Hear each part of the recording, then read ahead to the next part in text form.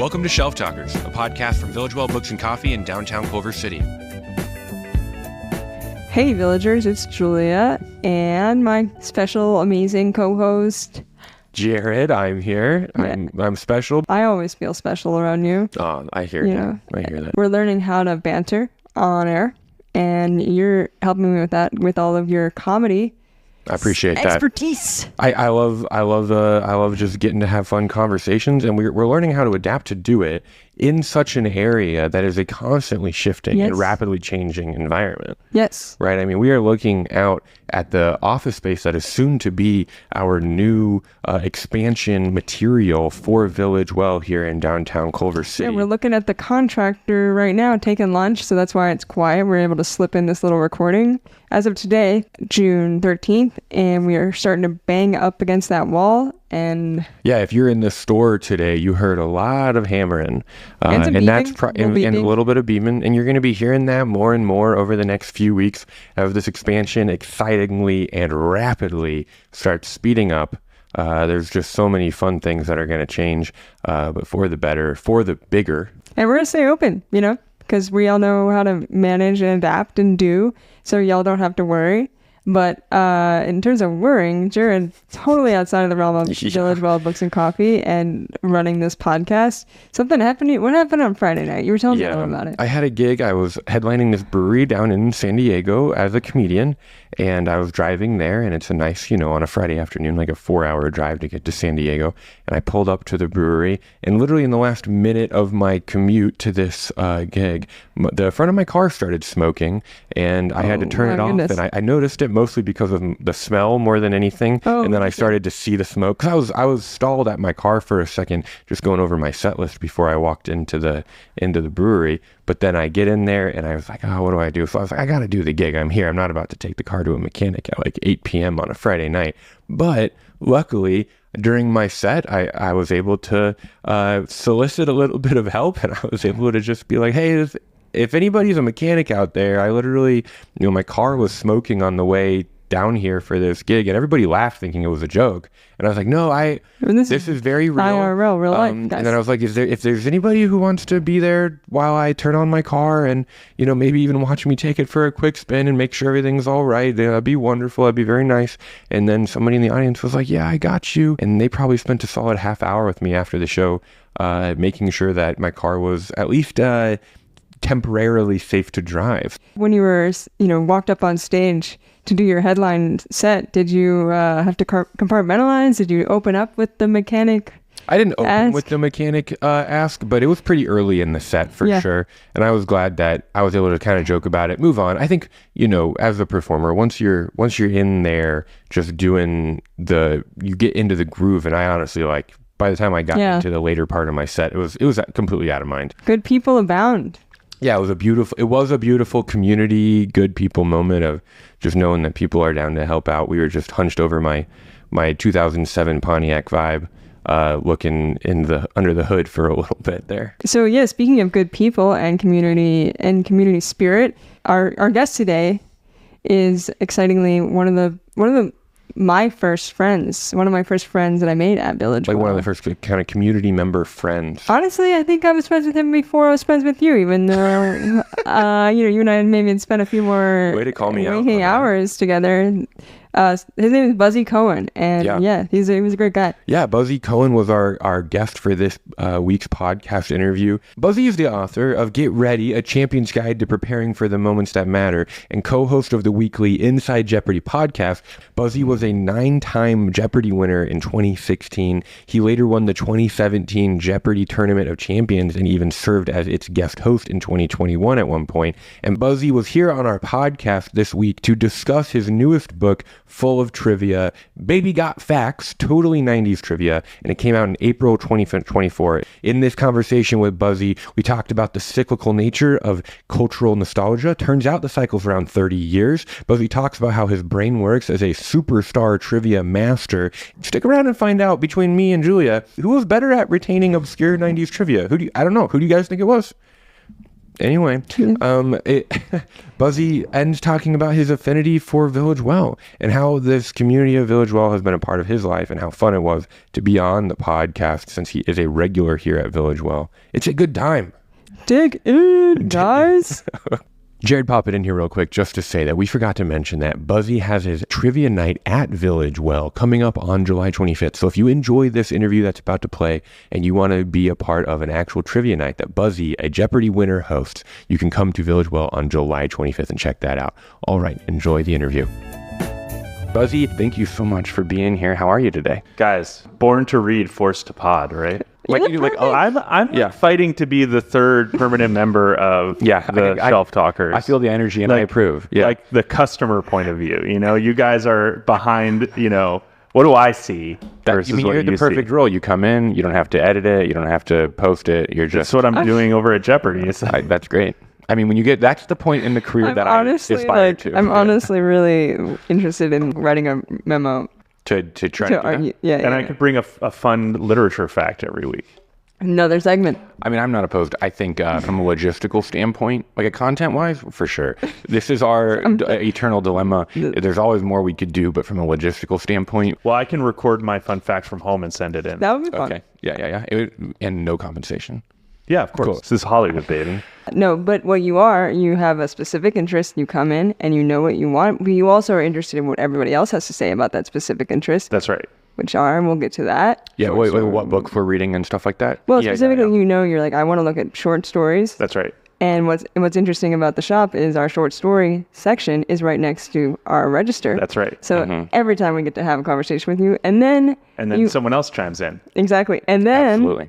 And then you bring your family in, and you're the first podcast guest who is a recurring guest. That's right. From our end segment, if you don't know as a listener, called the Culver and Duquesne audio newsletter, where we talk about our events, we talk about our like locals' favorite books that they're reading and stuff. And Buzzy came on a previous episode to do that, and then he has this new book out called Baby Got Facts, Totally 90s Trivia. I feel like I'm part of the Village Well cinematic universe now. Like I'm coming up. The VWCU. Yeah. And I also, you guys, you're on the book side, but on the coffee side, today when I showed up, the folks at the cafe were like, iced Americano. Nice. So I have a reputation, I guess, here. Iced Americano, that was my regular drink everywhere, and now I've been turned by the vanilla latte, or the special vanilla that we have in the store. I've just been turned by vanilla. No, I'm just kidding. Yeah. I was going to say an Americano fun fact. I have a fun vanilla fact. Let's go. Okay. Let's go. Which is like where the trivia. This is the trivia episode. It's funny because it's not really a fact, but it's just an observation, I guess, that when we say something is really boring, we describe it as vanilla, which is something that we get from the seed pod of tropical orchids, and it's like this incredibly complicated flavor, as opposed to salty. Right? We say it's vanilla as plain, but also vanilla is a flavor that for some reason... When I see like someone that says vanilla bean, I get excited. If it just says vanilla, I'm like, okay, might be all right. But if it is vanilla bean, I'm like, this place knows what they're doing. That's marketing. Like ice cream. The specs are like... Right. When you see the little black specks in the ice cream. Specks. Yeah.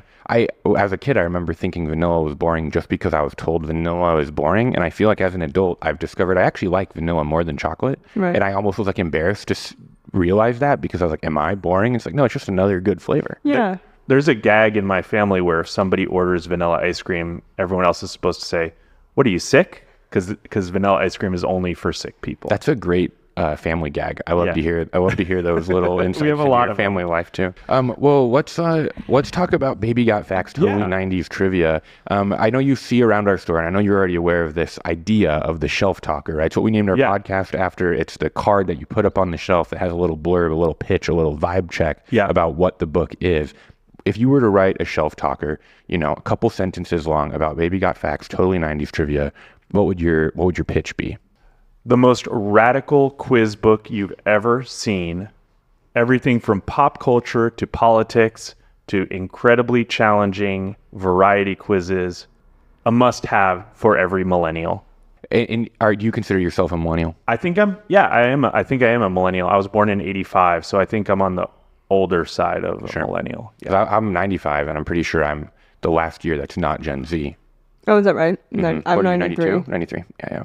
Yeah, so I think those of us who, came. And we're a bunch of millennials. That's the synchronicity there. Yeah. But I think also there's a lot. There's a lot for Gen X in here as well, who were maybe a little bit older and kind of lived through that. Obviously, I think a big Gen X moment was like grunge and all that. So I cover a lot of that.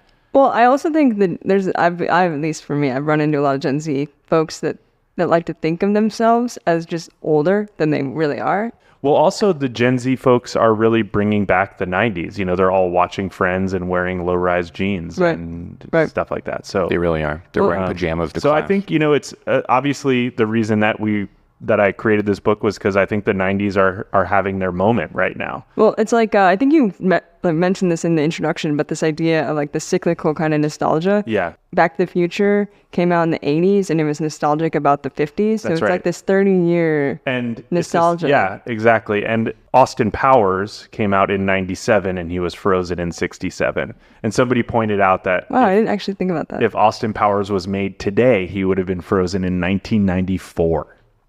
So you'd be me, practically. Well, you wouldn't have been alive. Yeah, it's not frozen. My bad. You're right. Yeah. Right. So, but somebody was like, "Yeah, I love the idea of like a spy who's like really into Britpop, like like a huge Blur fan or something, comes around like dancing to Pulp." Why do you think that 30-year cycle is? Is that just because we have the people who are able to make the media for the next generation are essentially at that age around 30 going, I remember my childhood was great. I think that's a big part of it. I also think that it's when the people from that who grew up in that, like you're saying, beyond just the kind of looking back at the stuff from your childhood, is when you also start to have disposable income. Right. So you can spend money on these things and get the things you want. On nostalgia, exactly. So you might always have been nostalgic for the 90s, but now you can invest in it and you know, buy the vintage T-shirt of... Well, no, I also think it's about the authors and the creators that are coming up. So how many facts are in Baby Got Facts? I actually haven't counted because it's more than just quizzes. There's 128 pages, I can tell you that much, including answers. So the way we set it up, me and the editor at Puzzle Right, is there's 24 quizzes, and then peppered in between them are these kind of fun bonuses, which are not just question answer. So that was a new thing for me. I have a lot of experience writing questions with answers, but this was more kind of like puzzles or just different ways of sharing. So one of my favorite ones that we came up with was we created sort of a basic map of the McAllister house, and you had to match where the various booby traps were located.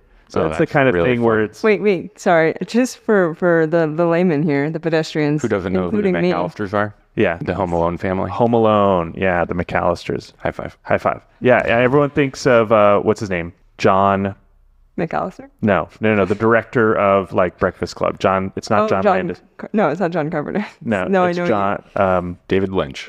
John Hughes. Right. Yeah, good call. So everyone thinks of John Hughes as like the 80s movie guy, but his most successful, profitable movie, he produced it. He didn't. Chris Columbus directed. Okay, that's cool. I believe, but yeah, Home Alone. Right, he did become more of a producer after the 80s. And he set them all in Chicago, right? And those are the fun facts that you can expect coming out of Baby Got Facts. That's right. Totally 90s trivia with a McAllister home booby trap quiz. I mean, that's actually if that doesn't whet your appetite, I don't know what will. I'm a big Seinfeld fan, so in addition to just a Seinfeld quiz, there's a bonus called I Wish That I Had Jerry's Girl, and I just listed a ton of 90s actresses, and you had to figure out which one had played Jerry's girlfriend on it. Oh, that's really fun. Because it's amazing when you go back and watch how many stars that we now know or knew soon after who were guest starring on Seinfeld. Guest starring as his that's how it goes. That's how it starts. Yeah. Talking about whet the appetite.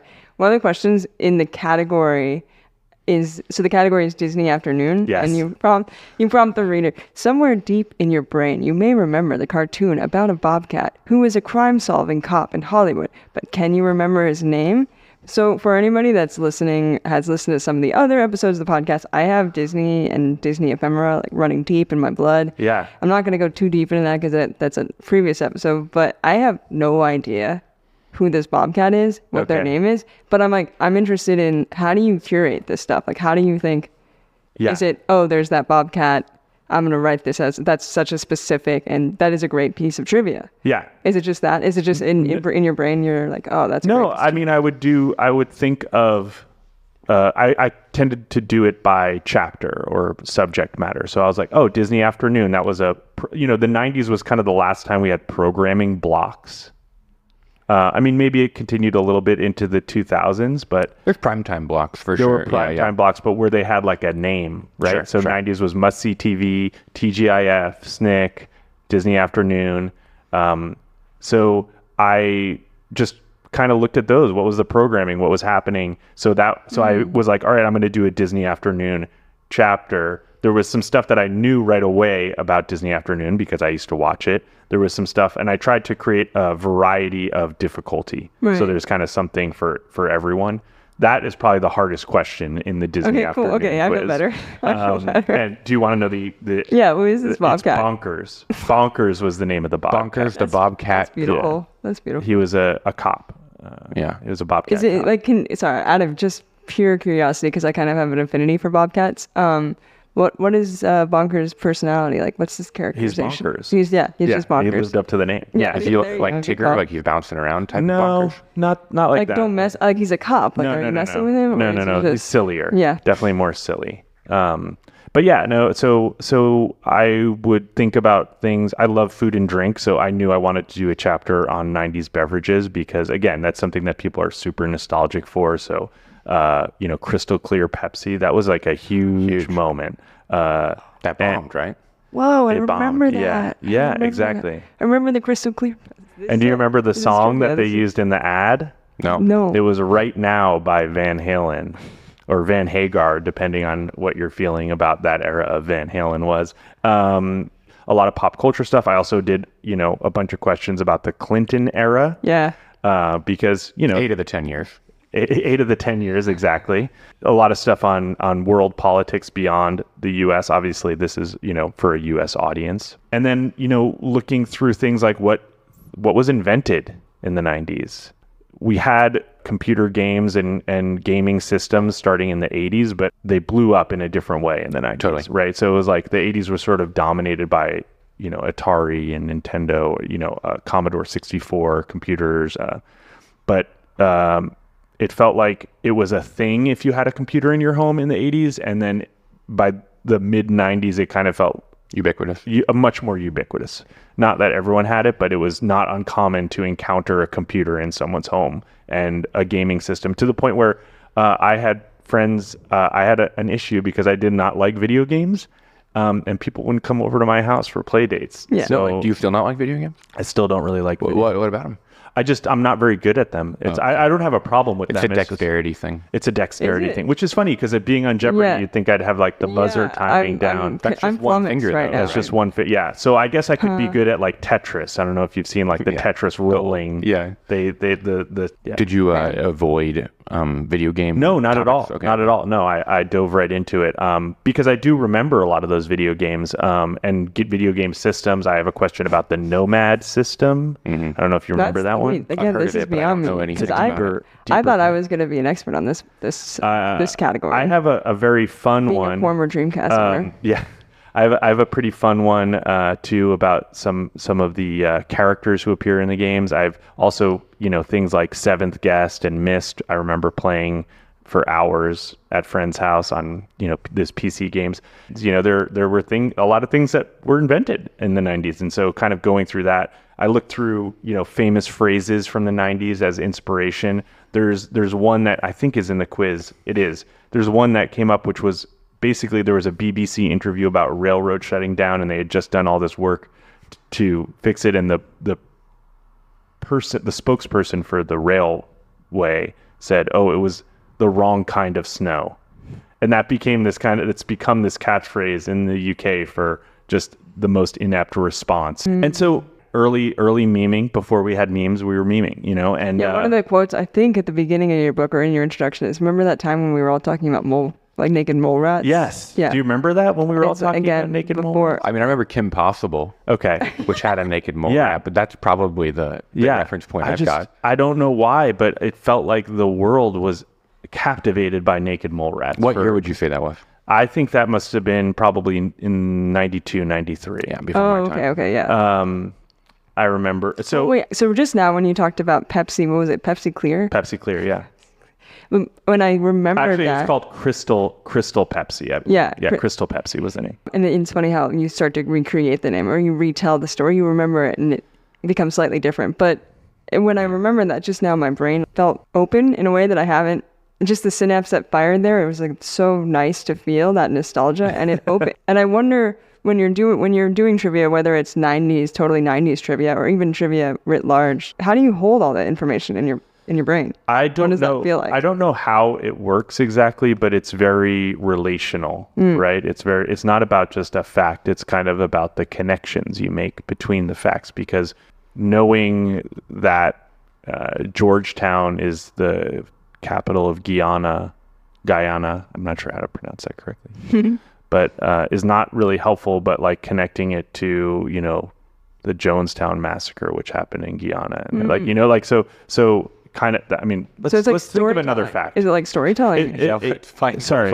Your butterfly effect. Yeah, it's kind of about making connections. It's not always stories, but it's kind of like, okay, in this year, this was the best picture winner, and these are the people who were in it, and this person was the president at the time. So you kind of create these webs of connections that I think is kind of more how the trivia and knowledge brain works than just like a flashcard. Well, they're not isolated facts. All facts are connected to context. I've got a comedian friend in Indiana who's got a great joke about, he goes, I've been reading history lately. It turns out it's the only thing that's ever happened. Right. And I think that kind of sums up that mindset a little bit. Like every fact is history, and all history is how we got where we are. Exactly. And I think that's why I love history facts and I love fun facts, is like the only reason we are who we are today is because all these other facts. Right. And you compile those facts and it creates history, and history creates culture, and all of that becomes a bigger system that we find ourselves in. It's not just about Clinton, which is like there's many Clinton fun facts. Right. Before we started recording this, we were talking about Calvin Coolidge fun facts. But those are all related to who Calvin Coolidge was in the Roaring '20s and how that impacted, the Great Depression, and all of that comes into play. And I think for me, what I kind of discovered, what was interesting to me about working on this book was what a kind of transitional. I mean, I think every decade is transitional in some ways, but we came into the '90s in a Cold War still, and we came out of the '90s with the internet and like connecting the world. Right. So it's like you couldn't be more diametrically opposed of, there's a line in the sand between these two cultures essentially, or two political systems in the world, beyond all the cultural issues going on, to everyone can talk to anyone. Right. And that's why. Yeah. And so even if, looking back on it, it was sort of like maybe a little bit bland or something like that. It's incredible upheaval and incredible, so much of, obviously, as you said, we are where we are because of all the history, but so much of what is happening now is seeds that were planted. It makes me really excited to like fully delve into this trivia and understand, honestly, like the bedrock. It's like this idea of these facts. They're not just really going off of what you're saying. It's not just facts. It's context. It's the bedrock of where we are now. And it helps us understand more like why we're sitting here. And I think what I think is interesting about quizzing, and I use that term because I think there's two worlds of quizzing. There's general knowledge and trivia. So trivia is like a fun fact. General knowledge are things like that we all might or should know. So for instance, like Jeopardy is a general knowledge quiz. It's not really a trivia show. Bonkers is a piece of trivia, right? Bonkers is maybe right on the line. The Bobcat? Do you think there are things that are both? That's fair. I mean, when I watch Jeopardy, which is not a ton, granted, but I feel like a lot of that is like pretty nitpicky. The Jeopardy writers are very brilliant, and I think often what they do is there'll be trivia in the clue about something that is general knowledge. That's a good way to describe it. Yeah. So there'll be, like this, even though the state, was whatever it's, what the so-and-so state to join the union, it's this, its capital is the oldest city of any state capital in the country. Yeah. and That's cool. New Mexico. Yeah. Right? Santa Fe is the oldest founded city of all of the state capitals. So that's kind of a fun fact, but it's really just about knowing the general knowledge is what's the oldest founded state capital. Right. Okay. I hear what you're saying. So that's really cool. That's really interesting. And for like reading a book, and so that would be general knowledge fact, like a general knowledge quiz. There's both in this. Jeopardy. So there's Baby Got Facts. Baby Got Facts runs the gamut of general knowledge and trivia. And I try to add the kind of fun follow-up facts in the answers as well, or some biographical stuff as well. That's so fun. So I smile so much when you say that. Biographical stuff, because it was kind of weird. Like I asked my editor, like I would put an answer and then I would just write him a note like, oh, by the way, blah, blah, blah, blah, blah. Something way this connects to my life. Like a commentary on you. Like a commentary about how this connected to me. For example, there's a question about bagel bites. Yes. Mm-hmm. And As there should be. I actually wrote my college admissions essay about bagel bites. Did you get in? I got in. Wow. Congrats. Thank you. Now I just want to read the college. Oh, did it make it into the book? I just put in the notes in the question about bagel bites like I actually wrote my college admissions essay about is this a David Foster Wallace situation where your college essay is in the footnotes? Like I didn't try to overdo it, but it was sort of a funny thing that he was like, that's kind of fun. Let's put some more of those in there. It's like a cookbook. Yeah. Like how you don't just want the recipes, you want the things about how the person came up with this recipe or how it's historically or culturally significant, not just the fun recipe. I asked a question about the Cosmopolitan, the cocktail, and everyone, Sex and the City made it a huge hit. And we think of it as such like a 90s, so it's funny to see like things that we think of as emerging in a certain era might have a long history. So I try to add some. So the general knowledge quiz is what's the cocktail that Sex and the City made famous? Cosmo. But then the trivia is like, actually the Cosmo was around for 60 years or 65 years. That's cool. That's actually helpful to understand. Yeah. So, I mean, growing up, I was definitely a fun fact kid. Yeah. And I assume you were just based on the vibe and based on our friendship. But I think that like, a story from my own childhood, like I remember in 6th grade going to a new middle school, not really having friends in central Indiana, and I was reading the National Scholastic Book of Lists, and I pretty much memorized the entire list, every Greek god, every Roman god, every U.S. president. That was the type of kid I was. That book got so tattered that I had to like tape the covers back together because it was falling apart because I didn't have friends. And so like, what was your experience as a fun fact kid? Right. I assume, were you a math and science kid? Were you a literary kid? Or were you a gym kid? I was not a gym. I would not call myself a gym kid. I was a gym girl.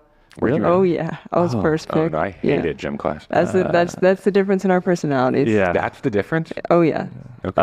I was popular. You were not. I mean, you're not wrong. I don't know if I can verify your fact, but I can verify my own. I do want to talk more about Indiana at some point, but so I loved science. Definitely loved science. I liked reading. I don't know that I was a math kid, but I was more like maybe science and I liked coming up with stories. Some people might say I was a liar as a kid, but I think of myself as incredibly creative. I told my teacher that they found a dinosaur bone in my backyard and the Museum of Natural History was doing a dig, and she called my parents and asked if they could visit, the class could visit. There was all kinds of stories like this. Like I told kids. That's so fun. Everyone had come back from like a fun spring break or winter break, and I didn't because my dad worked in retail. So we were always like around during the holidays because that's the busy retail time. And everyone had these great stories. So I just made up a story about going to Universal Studios and winning Family Double Dare. We won a stretch limo, which was the fanciest car I could think of, but we didn't have room in our garage, so we didn't take it home. So and that's such a good ending to that story. Well, I like thought through like, what do you win? Why don't I have it? And like one of the other moms like congratulated my mom at like carpool the next day. What does your mom say when she's confronted with the lies of her child? We could have her call in, but I think she was tickled by it because it was kind of a harmless lie. Like nobody was hurt. It was a victimless crime. I'm trying to hold in my laughter so that I'm not laughing over Buzzy's anecdotes, but these are belly aching laughs I'm having over here. So anyway, not a fun fact, but so back to my experience of being a fun fact kid.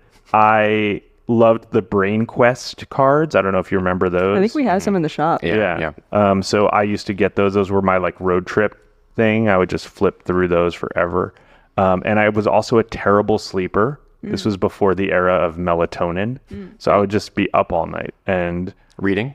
So my grandfather had gotten me World Book encyclopedias. And so I would just burn through the encyclopedia. And my mom said she would come in the morning and there would be a stack of them. I was sort of doing like what we do now with Wikipedia, where you're read something and then you click through, you go down a Wikipedia wormhole. We did not, I was hyperlinking, right? So I would read about something and then it would be like, reading about Peru and it would talk about, llamas. And then I would grab the L and read about llamas. We had a really nice encyclopedia collection, and I'm just remembering that experience. Yeah. What a relic that. I mean, I hate to say it, but kids these days will literally never have any idea what just sifting through an encyclopedia for a school project feels like. Right. Yeah. Right. And that you could only have like one reference when you did your reports. There could only be like there was a limited number of references. Of secondary resources. Yeah. Dude, that is such a deep cut. That's a deep cut. So, and then you learn not to use the encyclopedia as one of your in your bibliography. Yeah. Speaking of video games, I don't know if you know the video game series Age of Empires. Of course. I was a big Age of Empires fan as a kid, but I would find myself often in their like database part of the game, essentially reading about the inspiration for all the different troop types that you could play in the game. And I would get up early on Saturday to play Age of Empires before my parents got up, but then I would find myself just reading. Yeah. And I wouldn't really be playing. I was just reading about what a janissary is in the old Ottoman Empire or whatever. And I remember the little fun facts coming up on Age of Empires. A janissary was a Christian slave that the Ottomans turned into a soldier. And I mean, that stuck with me forever. Just so absolutely wild. I don't know. Those things have bred in me, at least, fun facts and history. Yeah. Amazing. Kindred spirits. Before we wrap up too much, I mean, we this has been a wonderful conversation. We wanted to see if you'd be willing to do a trivia game. Oh yeah. For us, I mean, we as co-hosts of this Shelf Talkers podcast here at Village Well Books and Coffee in downtown Culver City, we both love to read. We both love to learn. That's part of the nature of working at a bookstore. So we like to think that we, could like do to think. a little I don't know about the retention of the thinking. Yeah. So these are set up to be kind of like a pub quiz. So I'm going to ask the question. We're going to do an honor system where each of you answer, or you can work together if you'd like. Not everything has to be a competition. Maybe we can find some cooperation. Not in this day and age. All right, so I'll go through. You guys can tell me when enough is enough. The first round is easier. Oh my gosh. The second round gets harder. Okay. I'm gonna have no ego. So the first question is movie roles is the category.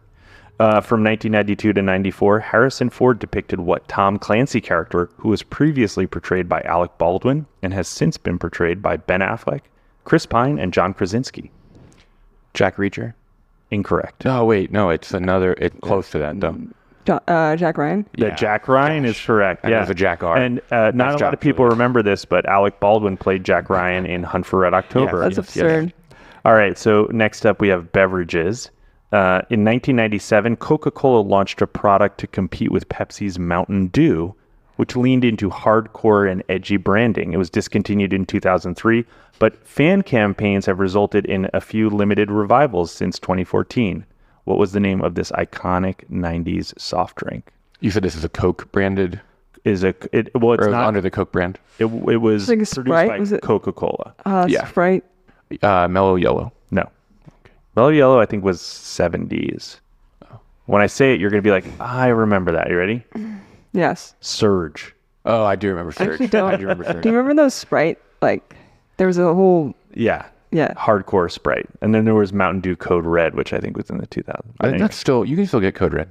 Yeah? Yeah. Like, at Taco Bell exclusive. No, that's Baja Blast. Yeah, I know. Buzzy and I were both so excited. Yeah, we all that know was Baja Blast. All right, next category is the internet. Are we having fun? I'm having a blast. Oh, yeah, we keep are. going. What early ISP distributed so many free trial CDs that at one point half of the CDs produced in the world bore the company's logo? Wait, what's an ISP real quick? Internet service provider. I've got a guess, but I don't know for sure. That's your guess? Netgear? No. Is it Yeah. AOL? AOL is correct. Wow. Actually, Julia's winning. Yeah, That right is now. I mean, 2-0 also is 2-0. All right, we're in the deep water now. Well, Arnold. I'm so much worse at Still this than I 2-0. expected. Well, I made this is a hard quiz. These are if I'm gonna present a pub quiz, I'm not gonna. You want something that not everyone's gonna get. Well, this is the way my brain works. I don't even remember the questions that I got. Yeah. Right. You got AOL and you got Jack That's Ryan. what Jared is dealing with on a daily basis All right. as a A co-host. political question. You guys seem political here. Let's start over. Political question. While Arnold Schwarzenegger will always be the governor, what former wrestler and fellow cast member in Predator and The Running Man won the 1998 Minnesota governor's race? I don't know. I remember this. Vienna. I don't know. No. Like Hulk Hogan. It's not Hulk No. Hogan. It was Jesse Ventura. Oh, Jesse I think the I know that. Body Ventura. And he wanted to be called The Mind. Jesse the Mind Ventura. Yeah. You don't get to choose that. Yeah. Yeah.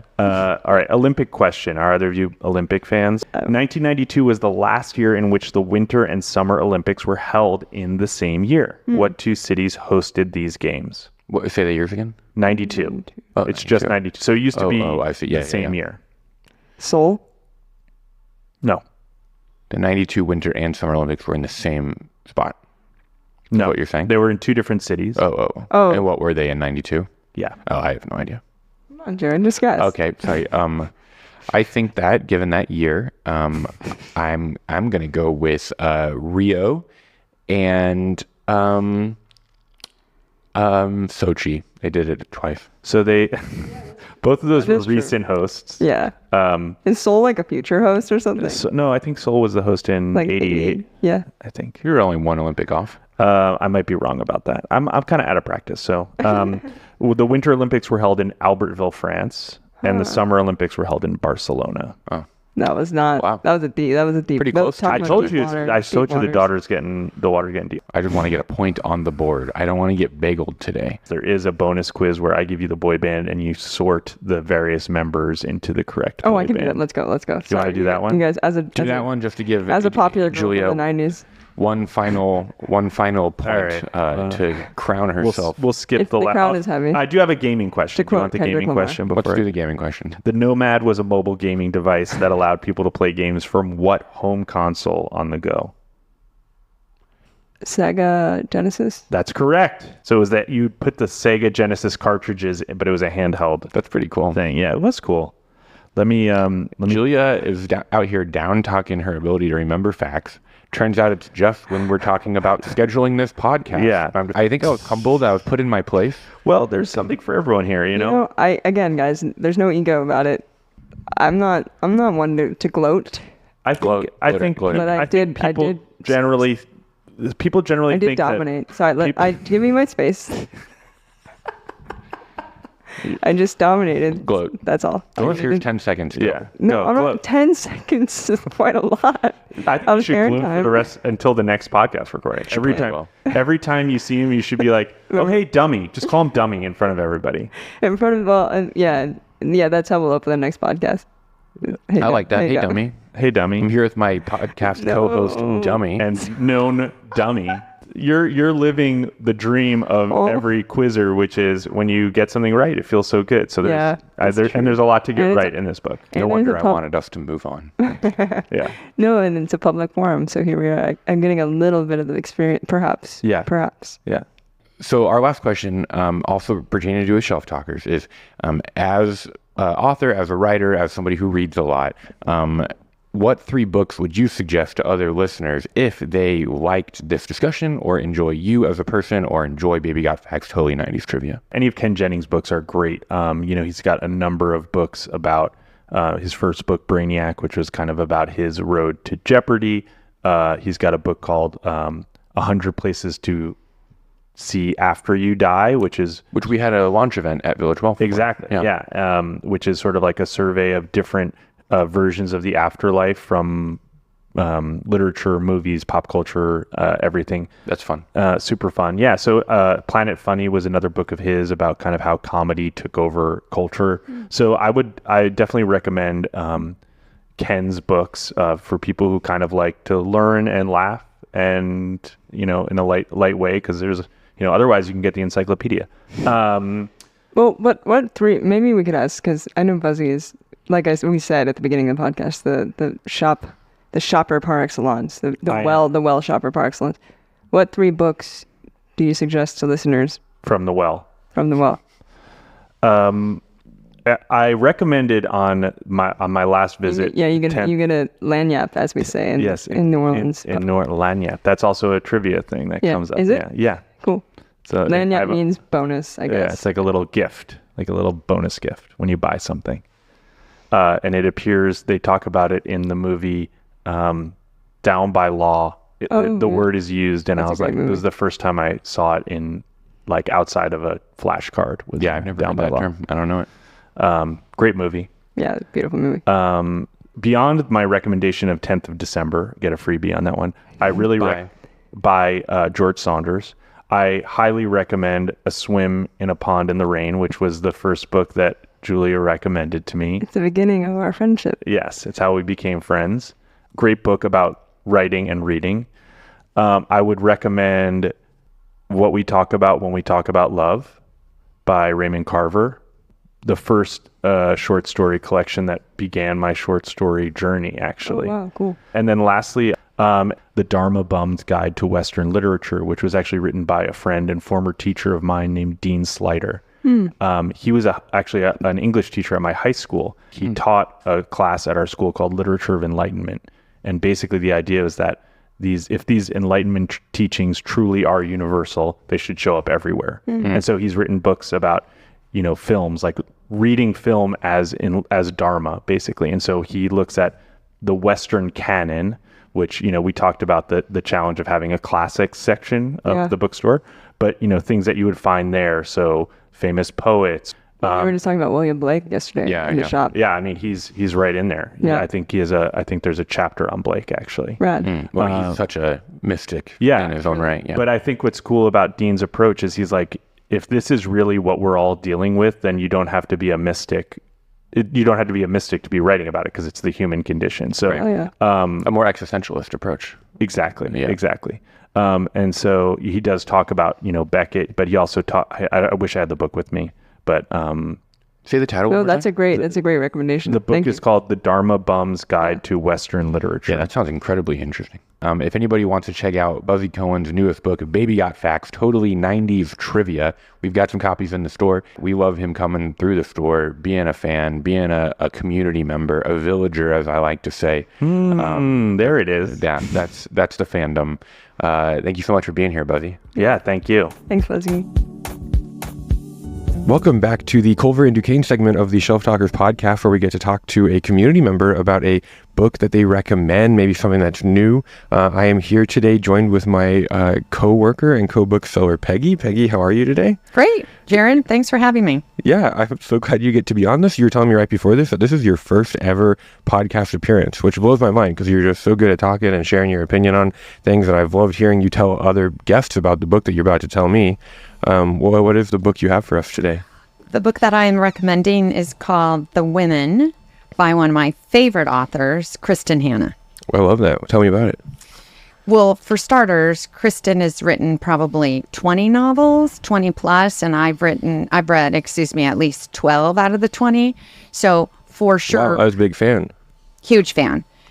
Like, she is my Kobe Bryant. Let's put it that way. Okay. I really, really like her. Yeah. We're the same age. Anyway, I knew that the book was coming out in February of 2024 and knew I was going to read it as soon as it was hot off the presses. And as I expected, The Women was terrific. I really, really enjoyed it. And as you said, I've recommended it. I think I've sold 20 copies. No, I love your zeal for it. It's fun to watch you recommend it to folks on the floor. What makes a Kristen Hanna book like a Kristen Hanna book? She has themes that I appreciate. I don't know if they're age appropriate because she and I are the same age, but I like family dysfunction. I like courage and self-discovery, forgiveness and reconciliation. And many of her books have those themes. And this one certainly encapsulated all those themes that I like in her writing. this one caught my attention specifically because I would say the overriding theme is that women can be heroes, and I believe that. I'm a proponent of women, and this one puts us out in the forefront. It's the women. Correct. Is it about like a group of women that kind of take on that titular role? No, actually, the theme of the book is the protagonist, Frankie is her name, is a young lady who becomes a nurse and goes to the Vietnam War. So although Frankie is highlighted, I would say Kristen did an outstanding job making all women of service important. So it was just, Frankie was a nurse in the Vietnam War, but there were a lot of women who contributed to that war in different facets. And so in general, it was a blanket showcase on the hardship that these women went through during the war and came home and were not respected. And that was hard to read. Wow. And it was factual. So yeah. The Vietnam War for our country, you know, is a bit of an eyesore, and it's super disappointing to be reminded how few mental health services were available, how these women would walk through the airport after having served tirelessly and to be spat on. Really? Wow. Terribly unfortunate. So I think I'm in a book club we call ourselves the Old People, Young People Book Club. And the young people in our book club were fascinated with the book, enjoyed it, but more importantly, found it incredibly informative. They just didn't have an awareness of the Vietnam War. And unlike World War II, that's profiled and celebrated. And taught on a lot more. Oh, absolutely. Yeah. Like my U.S. history class pretty much ended with like the 60s, and it was like, and then Vietnam, and okay, we're at the end of the year. Yeah. Well said. Next. Yeah. The young ladies in our book club found the book educational. Learned a lot that they did not otherwise know. So is it very much a historical fiction within the Vietnam War? Yes. With these women that are service members coming back? Yes. Wow, yes. Okay. Very I would say some of the themes, there's a love story in it, the real bond of strong female friendships, which is an important aspect in my life, and that was showcased. Women continue to show up for one another, and I would have been friends with these women in the book. I would have showed up for them. They were that sweet. I love that. That's what a great marker of a great book, that you feel like, I know I would be friends with these characters. Oh, yeah. I wanted to jump into the book and say, I'm showing up. I got you, Frankie. You're going to be okay. We're going to come together in community and save you from yourself, as she was in the throes of addiction. And fortunately, she overcame it in part thanks to her female friends. Wow. Well, thank you so much for talking about it. I do want to say, I think it's sweet to hear you talk about these women in the ways that you would be friends with them, because I do think that you show up for a lot of the people in Village Well and the other employees in the Village Well community in a lot of those ways. So thank you for doing that, Peggy. Thank you, Jared. I kind of joke around with my wife, and I consider you my Village Well aunt a little bit, and it's very sweet. I know I can come to you for advice. I know I can come to you for wisdom, and you've been a listening ear, and even a friend and an advice giver, even to me, a young upper 20s man. I appreciate that. The respect is real. I wear my senior adult hat with pride. One of the benefits of age, if you will, is that you have a number of life experiences and some wisdom, and I'm happy to share it. So this has been terrific. Thank you for the opportunity. Yeah, no, I appreciate that. I think your wisdom shows anytime we end up talking. Well, thank you so much for being here, Peggy. I'm going to talk to the listeners briefly about our upcoming events here at Village Well. We have a board game night on the 21st. We have music on the 22nd with Michael Monaghan, who's come before, really fun kind of folk artist. We have, of course, fiction and poetry reading on Sunday the 23rd. And then every single Monday, we have the Laughing Gas open mic, which is a comedy open mic hosted by a local comedian that you can sign up for online. For any other events coming up, feel free to come to the villagewell.com website, where we have a lot of events going on pretty much every week. There's a book club every single Tuesday, different types of books. But until next time, this has been another episode of Shelf Talkers. We'll see you in 2 weeks, and keep reading. Looking for links to the books mentioned in this episode of Shelf Talkers? Looking for ways to connect with this week's guest? Maybe you want to reach out to us about thoughts or questions for the podcast. For all of that, check out the show notes beneath the episode. You can also order your books online through villagewell.com. This episode of Shelf Talkers is brought to you by Village Well Books and Coffee. It was produced, edited, and hosted by Julia Elizabeth Evans and Jared Cassabon, and our theme music is from Noah Vickland. See you in 2 weeks, and keep reading.